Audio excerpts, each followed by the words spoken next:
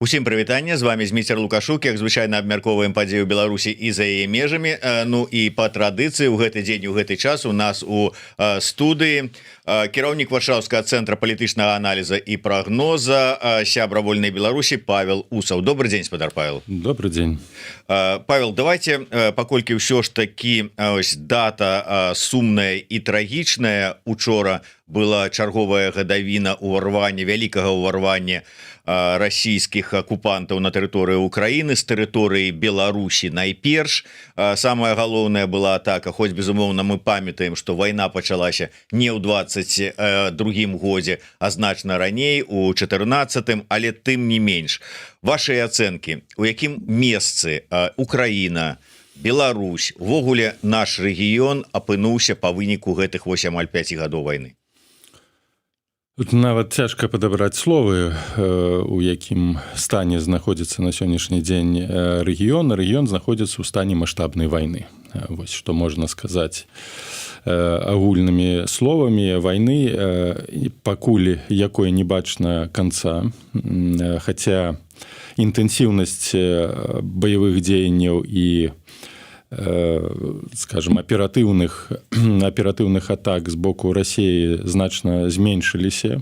Яны не з'яўляюцца на сённяшні дзень аж такімі крытычнымі, як гэта было яшчэ ў 22-м годзе, калі пад пагрозай была сталіца Украіны, калі фактычна ключавыя гарады апынуліся пад таксама пагрозай акупацыі, калі быў захоплены не толькі Марыюполь, як вельмі важны такі горад на ўзбярэжжы, але таксама быў захоплены Херсон, пад пагрозай быў Мікалаеў, рускія рваліся да Адэсы, і ўсю гэтую навалу ўдалося спыніць, не толькі спыніць, але перайсці ў контрнаступленне і па факце вызваліць даволі вялікія часткі тэрыторыі Украіны, якія былі занятыя ў 22-м годзе. Але тым не менш вайна трывае, рэсурсаў для вядзення вайны з боку Расіі пакуль хапае, перш за ўсё нават для таго, каб наносіць інтэнсіўныя ўдары дронамі і балістычнымі ракетамі, крылатымі ракетамі па інфраструктуры. Зараз ужо вайна вядзецца не толькі на фронте, не з мэтай прарваць фронт там ці перакуліць абарону Украіны, а знішчыць інфраструктуру. І па сутнасці можна сказаць, што на сённяшні дзень вайна, якую вядзе Расія супраць Украіны, з'яўляецца вайной татальнай, вайной на вынішчэнне, на максімальныя страты, скіраваныя на максімальныя страты ў цывільным насельніцтве, максімальныя шкоды ў інфраструктуры энергетычнай, інфраструктуры транспартнай у гарадах, бо ва ўкраіне знішчаны дзесяткі гарадоў, знішчаны па сутнасці татальна знішчаны, як, напрыклад, Бахмут, так, насельніцтвам 40 тысяч чалавек, на сённяшні дзень гэта велізарныя руіны. І такіх гарадоў, забітых гарадоў ва ўкраіне даволі шмат, і мы бачым, што інтэнсіўныя бомбардзіроўкі адбываюцца ў дачыненні да Харкова, Кіева, Сум, і відавочна, што Расія зараз ужо не намагаецца выйграць гэтую вайну, выйграць яе так, як яны яе запланавалі, знішчыць Украіну, знішчыць армію, падарваць незалежнасць, суверэнітэт, гэтага ўжо зрабіць не атрымаецца, але максімальна нанесці страты, а потым замарозіць гэты канфлікт на сваіх умовах. Гэта на сённяшні дзень вось мэта, якую яны могуць дасягнуць. І з іншага боку бачым, якія вялікія страты панесла ў эканамічным і палітычным пакуль не, але ў вайсковым плане па розных дадзеных аж там за 1 200 000 стратаў, так, агульных, там, і санітарных, і сталых стратаў. Шмат хто прапаў без вестак, там нават не вядзецца статыстыкі такой сістэмнай. То бок гэта жудасныя страты з улікам таго, што за гады войны, там, за 10 год войны в Афганистане, это уже такая банальная правда. Советский Союз, не Россия, Советский Союз стратил там до 20 тысяч человек забитыми, и это приспешило процесс развала Советского Союза и не досягнули основных мэтаў, то тут уже лічбы могуць сягаць сапраўды мільёна, не ўлічваючы наемнікаў, бо Расія ў гэтай вайне актыўна карыстаецца яшчэ і наемнікамі не ўласнымі, а замежнымі. Кітай, Паўночная Карэя, Куба, Індыя, гэтак далей фактычна кідаюць у гэтую пропасть вайны увесь матэрыял, які только можа знайсці, і хацела б таксама туды кінуць Беларусь. І вось пытанне, у якім стане, як гэта датычыць нашай краіны, як бы мы не хацелі, Беларусь уцягнута ў гэтую вайну, пасіўна, актыўна уцягнута ў гэтую вайну.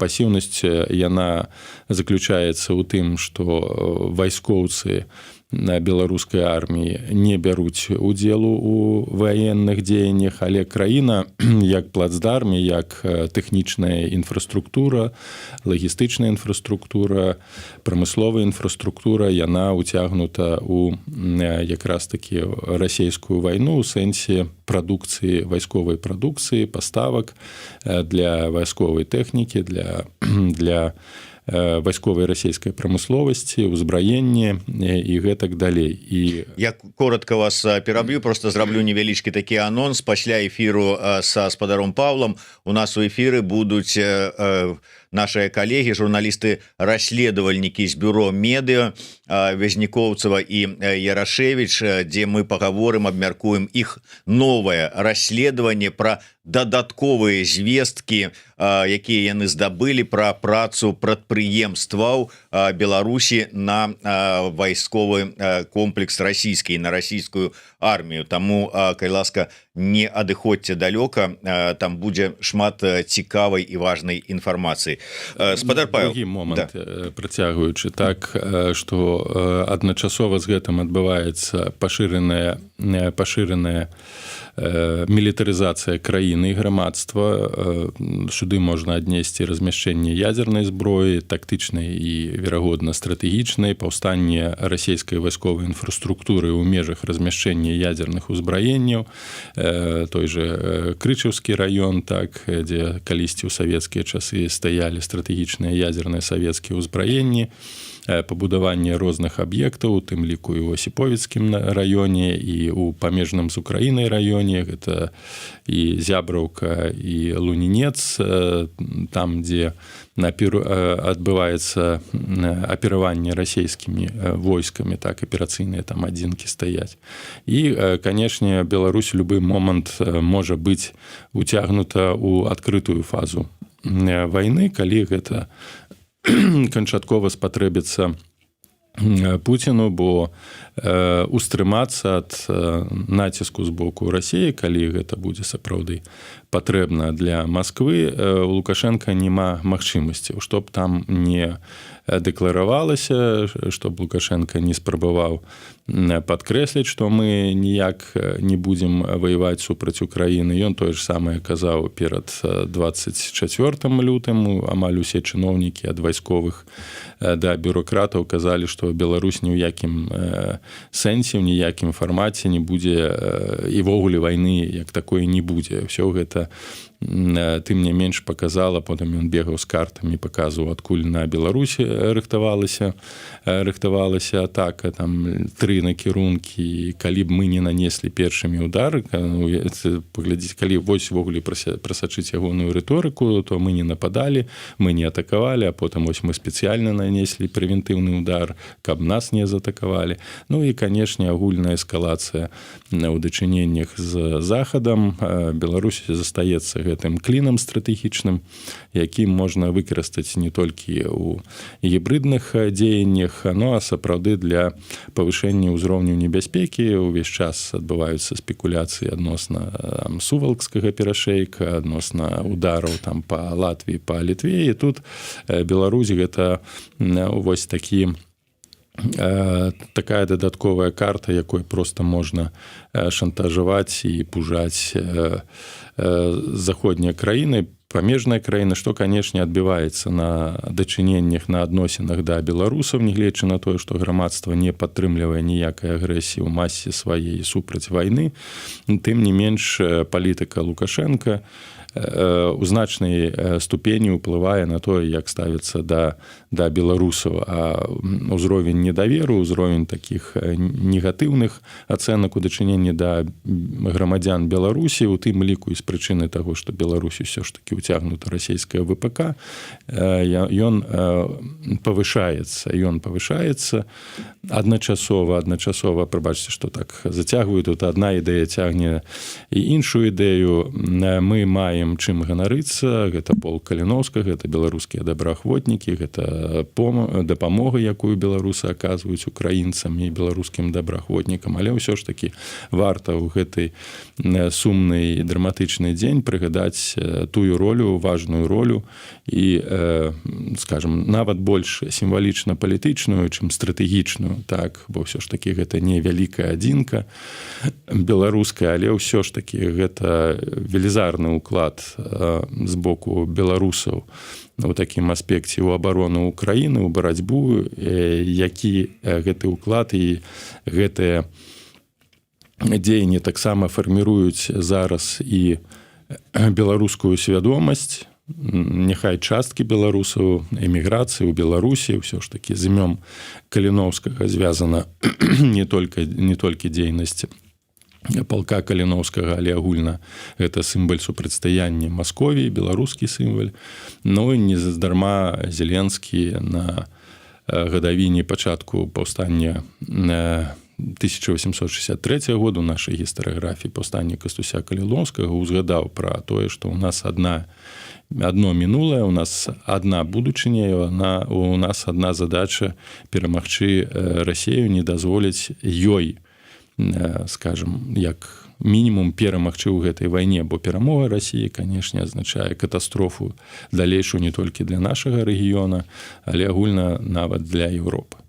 Мне было цікава, ці нейкім чынам вось там афіцыйны бок, там Лукашенко, там прапаганда адзначацца з нагоды вось гэтай сумнай гадавіны пачатку ўварвання, і нідзе нічога не было, апроч такого ускоснага, можа быць, праграма, прасці господі, Азаронка, дзе выйшаў яшчэ адзін прапагандыст Лазуткін, але яны зачапіліся за змену рыторыкі Зеленскага ў дачыненні да рэжыма, да Лукашэнкі, вось гэтыя санкцыі уведзеныя, увогуле увесь, што змянілася так стаўленне і пазіцыянаванне Кіева ў дачыненні да афіцыйнага Мінска, і как бы абурыліся, што типа вот крыўдзяць іхняга бацьку.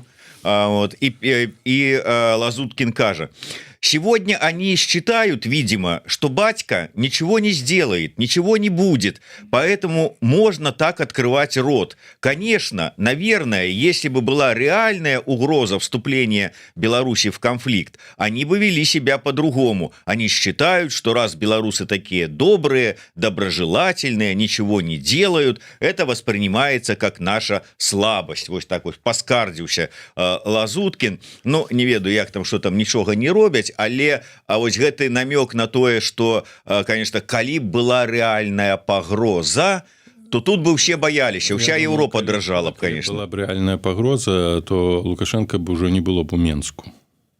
Бо ўсё ж такі перанос вайны на Беларусь быў бы даволі значнай ступені больш рэальны, чым перанос вайны у Расію. Нават я думаю, што заходнікі б прычынілі вочы на той факт, што тут адбываюцца дзеянні. І якраз такі трэба дзякаваць украінцам, што яны не нанеслі і не наносяць такіх удараў, як наносяць пра інфраструктуры расійскай. сёння там у Пскове, так, хіба яны нафтабазу разбамбілі. Мозыры, колькі там, 40 кіламетраў ад мяжы з Украіны. Пару дронаў і ад Мозыра нічога не застанецца, маю на вазе ад МПЗ. Таму я параю всякім там Лазуткіным і Азаронкам просто памаўчаць у гэтай сітуацыі, бо зараз ніхто... Яны ж усё, што спадзяюцца, што дзядзя Вова іх сваімі там ракетамі абароніць. Кремль разбомбілі, що там до Дроздоў далецець, 200 кіламетраў да Менску. Простыя беспілотнікі нават з оптавалакном вельмі хутка і за лічаныя там мінуты разбамбяць усю прымежную інфраструктуру вайсковую, толькі таму, што ёсць добрая воля і нежаданне расцярушваць рэсурсы, якія сканцэнтраваныя зараз на ўсходзе, не дазваляе проста Украіне уцягнуцца ў адкрытую вайну з Беларусю, а зрабіць гэта вельмі лёгка, дзякуючы таксама вось такім нават нема слоў. Таму выключна добрая воля Украіны, якая нават не знішчае тыя элементы вайсковай інфраструктуры і ВПК беларускага, якое працуе на расійскае ВПК, выпускае снарады, ракеты там для градаў і гэтак далей. Там падворшай адзін завод, зараз будуюць завод там, каля Слуцка па вырабленню снарадаў, якія ідуць там 122 мм, каб там снабжаць расійскую армію. Да, вельмі лёгка дагаўкацца, каб прыляцела нешта па гэтым усім заводам. Так што лепей проста памаўчаць.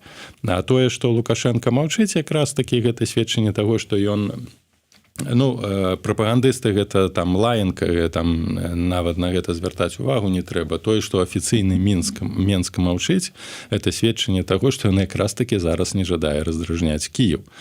Сітуацыя вельмі для Менска крытычная у любым выпадку.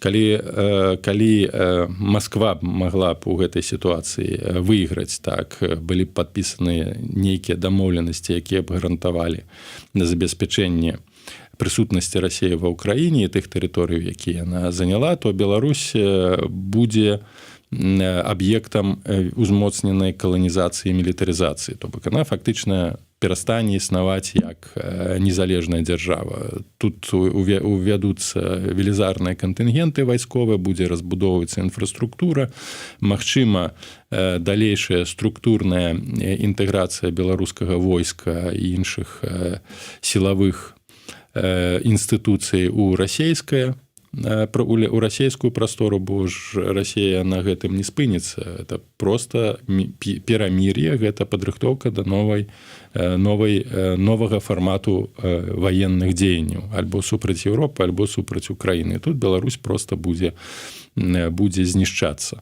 Уже і так гэта адчуваем на сабе, і апошнія нават гэтыя рэпрэсіі супраць выдавецтваў беларускамоўных, гэта таксама паказчык.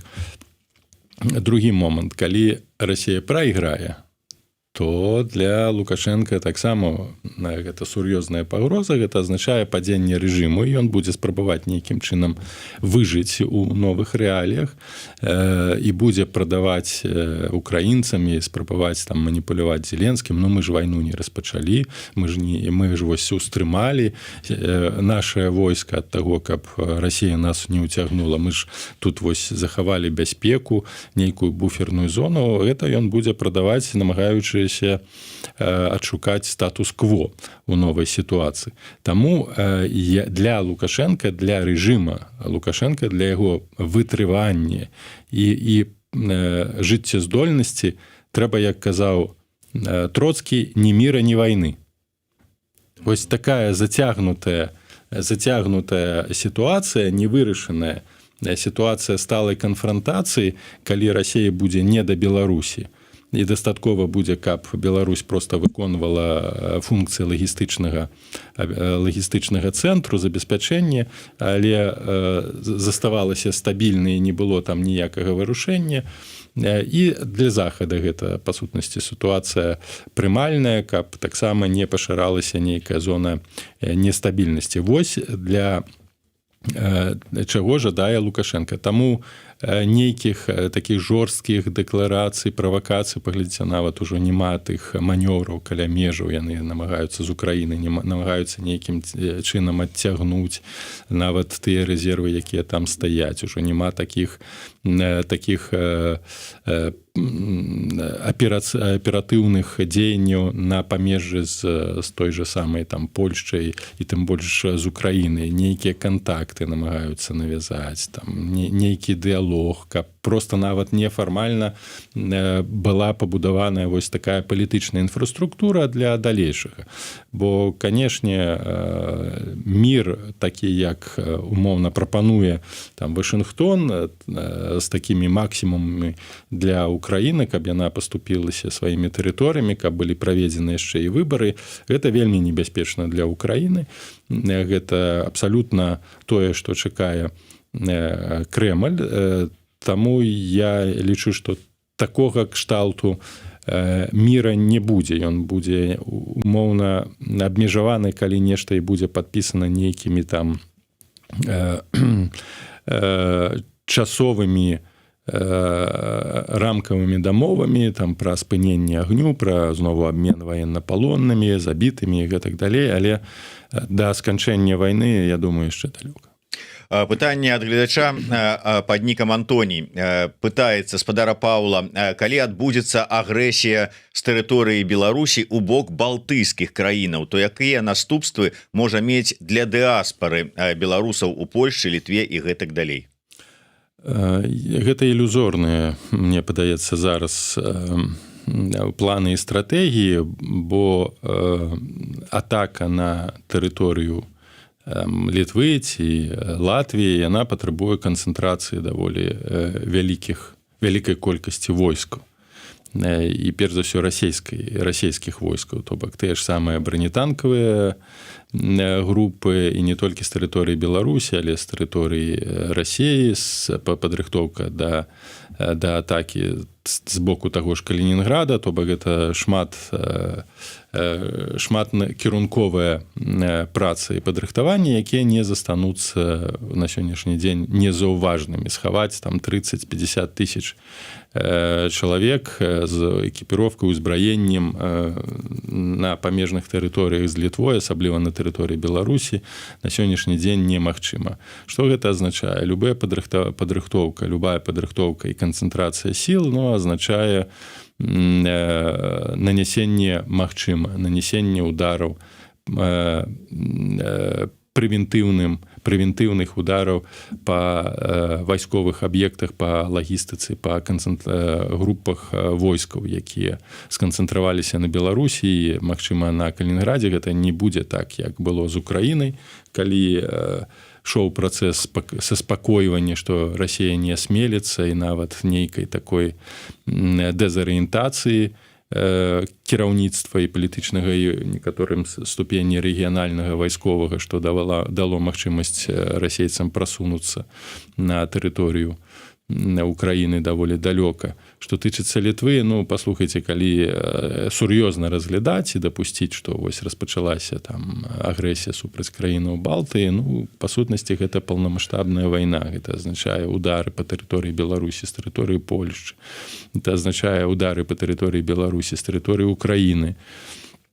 Бо хутчэй такія аператыўныя вучэнні адбываюцца, бо Украіна не будзе глядзець, як там з тэрыторыі Беларусі ў Літву ці ў Латвію заходзяць расійскія войскі, разумеючы, што гэта добрую магчымасць проста знішчыць патэнцыял расійскі нанесеннем удараў па тэрыторыі Беларусі. Таму так, на сённяшні момант гэта асноўная тэма дыскусій у замежных медыях. Амаль штомаль штотыдня з'яўляюцца публікацыі, што вось там ці ў 27 годзе, ці да 30-го году Расія будзе падрыхтаваная да таго, каб нанесці удары па тэрыторыі там Прыбалтыкі, балтыйскіх краінаў і нават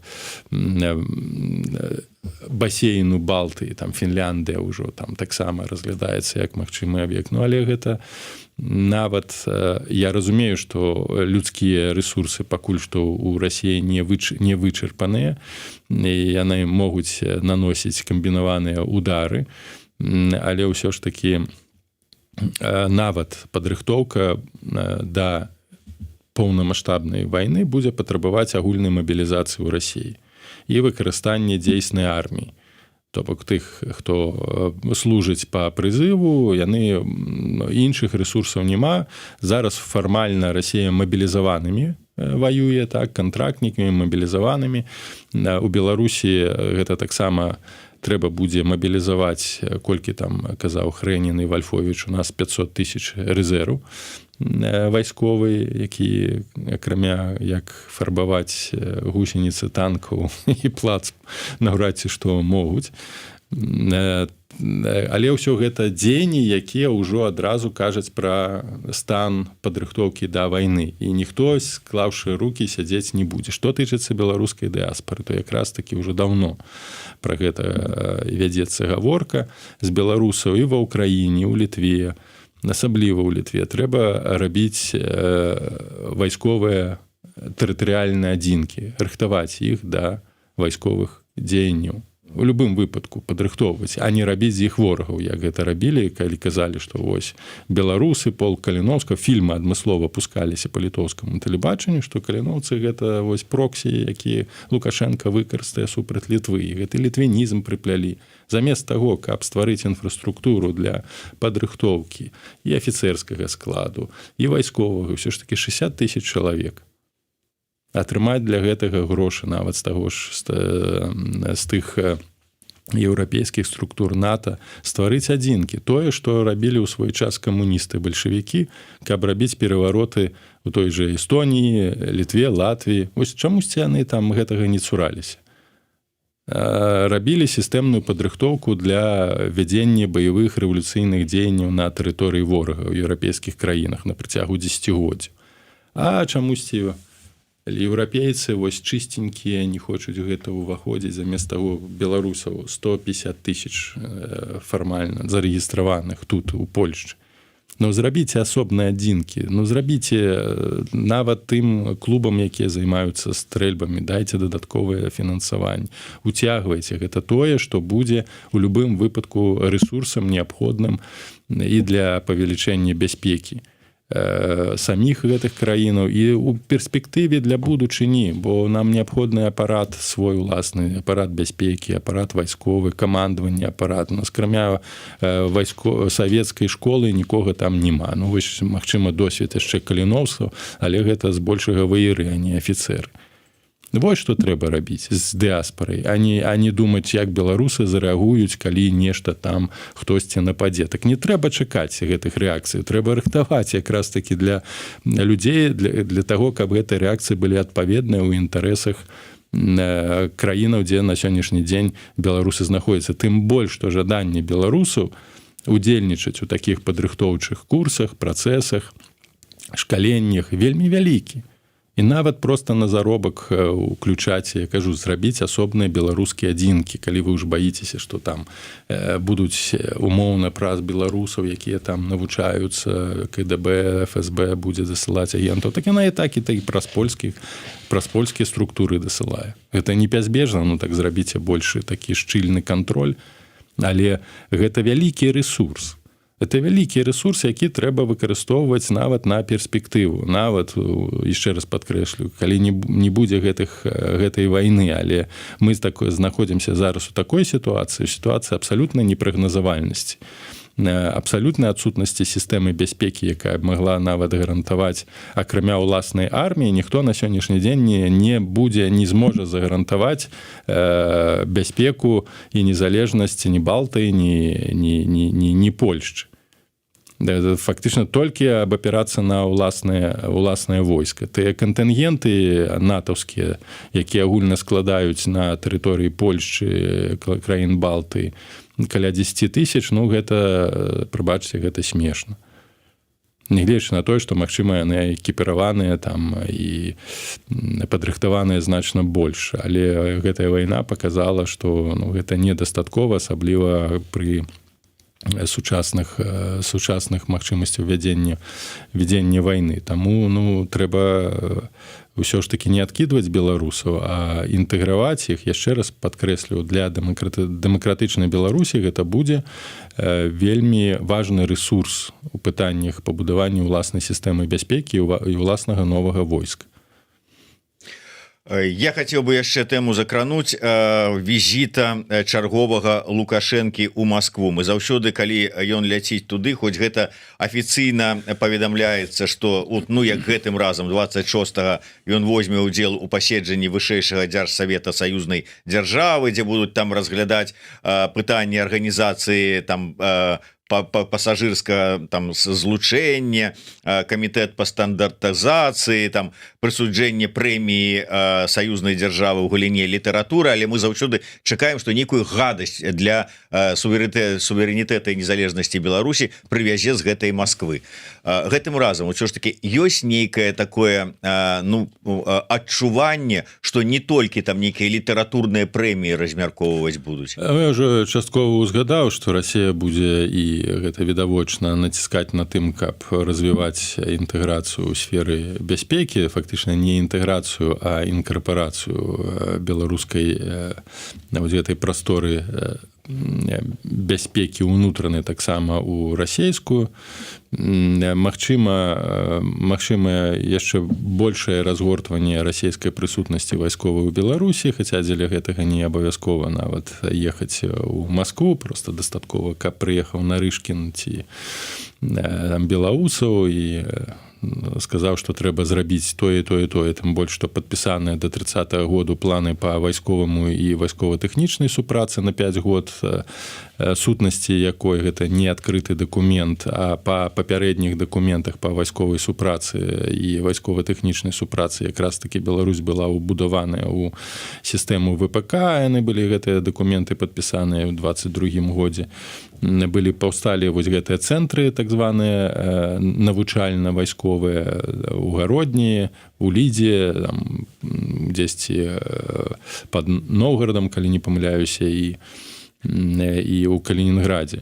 І вось я думаю, што ў гэтым аспекце навучання, пашырэння ўплываў, тактычнае навучанне, яны ўсе будуць пакетам гэтыя дакументы ісці. Другі момант, таксама небяспечны для Беларусі, было заяўлена хіба ў мінулым годзе, што Расія збіраецца будаваць яшчэ адзін блок. На пачатку гаварылі, што будзе станцыя новая будаваная, другая ў Магілёўскай вобласці. Зараз там замест станцыі атамнае стратэгічнае ядзернае ўзбраенне, то будуць дабудоўваць у Астраўцы, што таксама, хаця мы глядзелі тыя камічныя падзеі, звязаныя з адключэннем святла, і Лукашенко охаў-яхаў казаў, што як дорага каштуе загружаць паліва ў ядзерны рэактар, то навошта ты будаваў? Так, 11 мільярдаў яшчэ за пазыкі. Трэба, канешне, пры новай Беларусі нічога мы выплочваць не збіраемся і не будзем збірацца. Всё нацыяналізуем. Пытанне станцыі будзе дыскутавацца, але лічу, можна яе мадэрнізаваць і выкарыстоўваць. Але факт той, што пабудаванне рускія будуць будаваць яшчэ адзін блок, а можа нават і 2 энергаблока, будзе Росатам гэта рабіць, гэта, канешне, даволі небяспечна, з улікам таго, што зараз любая атамная электрастанцыя можа пераўтварыцца ў брудную бомбу, нездарма пабудаваная на стыкі трох дзяржаваў. Таму нешта такога крытычнага, ведаеце, пакуль атрыму нешта крытычна, у нас усё крытычнае, любыя дзеянні Расіі ў Беларусі яны маюць характар крытычны, нічога не крытычнага няма. Але вось каб дакладна сказаць, які будзе крок, які будзе вынік, можам только спрагназаваць такім чынам. Ну і давайте на завяршэнне звернемся да аднаго з вашых допісаў у тэлеграм-канале. Дарэчы, раю ўсім подписываться на тэлеграм-канал спадара Павла. Спасылачка ёсць у нас у апісанні да гэтага стрыма. Да, і каб не забыцца, не забывайте подписываться на YouTube канал Еврорады, ставьте свои подабайки и натискайте на звоночек. І вы с адным з сваіх апошніх допісаў, які назвалі правакатыўна так, зараз я яго знайду. Называется ён наивный идеализм. Да, наивный идеализм. Что с чым звязаны? Чаму вы такі крык душы, можна сказаць, у вас там здарыўся? Это не хутчэй не крык душы, это про такія ацэнкі сітуацыі і спробы ідэалізацыі дзеячоў апазіцыйных я назіраю на працягу гэтых не толькі гэтых 6 год, нават папярэдніх. Это спроба стварыць з палітыкаў анёлаў, так, надаць ім нейкія якасці святых, беззаганных людзей, што вельмі небяспечна. Гэта падыход хрысціянскі, часткова гэты мой пост, гэта была рэакцыя на тое, што напісаў Павел Савярынец, спрабуючы ухваліваць таго ж Ціхановскага пасля таго, што мы ўсе пабачылі некаторых незразумелых ягоных дзеяннях і Ціхановскую, называючы ледзь недарам Божым, гэта небяспечна. Я разумею хрысціянскія падыходы, што да людзей трэба ставіцца любі бліжняга свайго ў палітыцы, гэта вельмі небяспечна, бо пазбаўляе нас механізмаў рацыянальнага асэнсавання таго, што адбываецца, і пазбаўляе нас магчымасці будаваць механізмы кантроля. Кантроль за палітыкамі, за дзеячамі, неважна, ці гэта дзяржаўныя дзеячы, ці гэта пазадзяржаўныя дзеячы, ён неабходны, бо палітыка з аднаго боку гэта важны элемент чалавечай дзейнасці, без гэтага няма супольнасці, няма дзяржавы, няма грамадства, але з іншага боку любая палітычная дзейнасць патрабуе нагляду і кантроля з боку грамадства. А гэты кантроль ён выражаецца ў крытыцы, у патрабаваннях, у адказнасці, у такіх інстытутах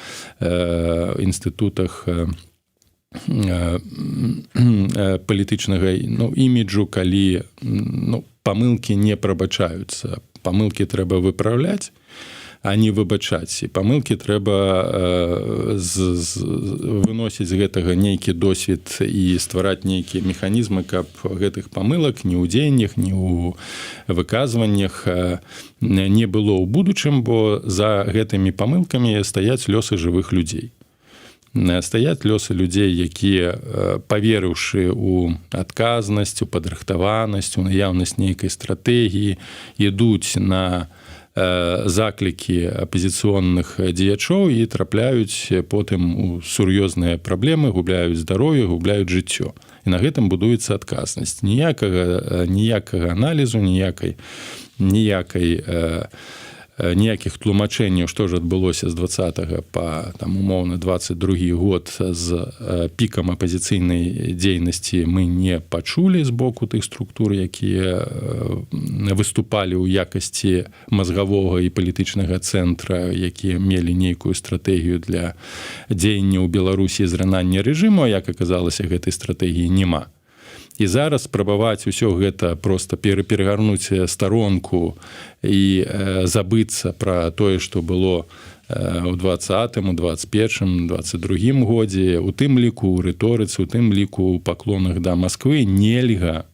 І гэта проста забыцца пра тыя ахвяры, якія прынеслі беларусы, пачынаючы з 20-го году. Я лічу ідэалізацыі палітычных дзеячоў і іх там умоўна адпушчэнне грахоў не можа быць і не павінна быць канкрэтнае зададзенае пытанне, быць павінны дадзеныя адказы, пачынаючы ад моманту уключэння ў палітычную барацьбу, хто мог стаяць і хто мог гэтую дзейнасць палітычную выкарыстаць у 19-20 годзе, ну і заканчваючы сённяшняй сітуацыі. Вось пра што я хацеў сказаць у сваім гэтым допісе умоўна, што беларусы павінны крытычна ставіцца да палітычных дзеячоў, не гледзячы на нейкія эмацыянальныя прэферэнцыі.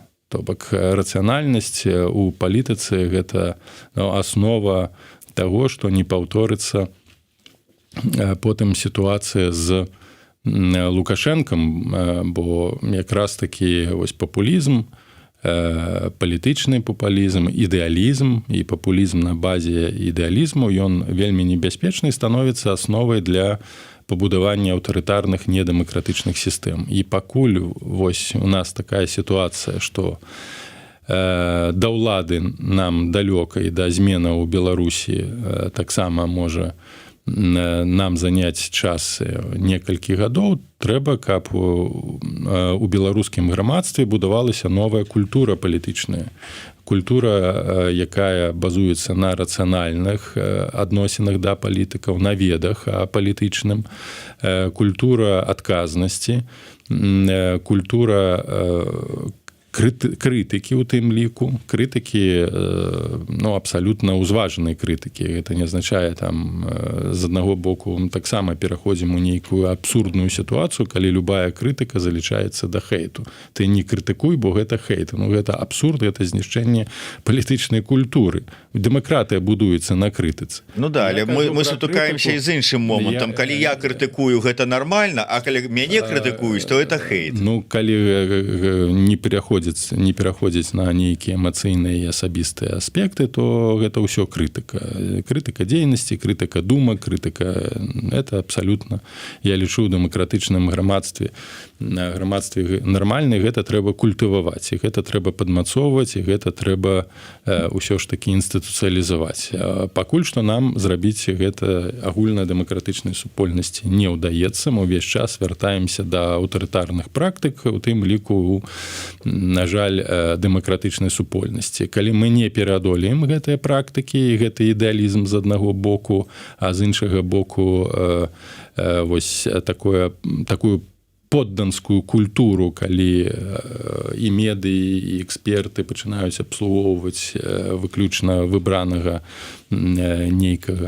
нейкую фігуру, гэта вельмі небяспечна. Я лічу, што ва ўсім павінен быць аб'ектывізм, часам нават няхай лепей крытычны аб'ектывізм, чым ввогуле незаўважальнасць праблем у сістэмным плане, бо так ці інакш, мы проста, па-першае, згубім час і не сфарміруем у грамадстве, нават у дыаспары і ў дэмакратычным грамадстве ўсё ж такі культуру рацыянальную, культуру адказнасці і дэмакратычную культуру, а па-другое, у выпадку перамены людзі, якія